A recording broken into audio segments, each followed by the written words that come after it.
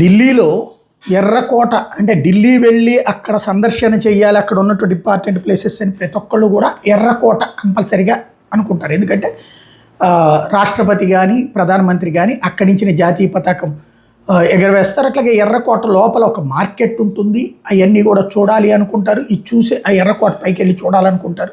అది ఒక తృప్తి అక్కడికి వెళ్ళినప్పుడు.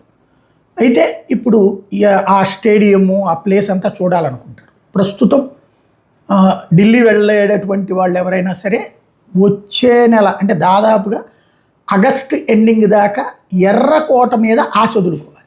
ఎర్రకోట దగ్గరికి వెళ్ళొచ్చు, అందులో ఉన్నటువంటి ఆ మార్కెట్కి పోవచ్చు, కానీ ఎర్రకోట లోపలికి కానీ ఎర్రకోట పైకి కానీ వెళ్ళడానికి సాధ్యం కాదు, నిషేధం విధించారు. పాసులు ఉన్న వాళ్ళకి మాత్రమే అనుమతి.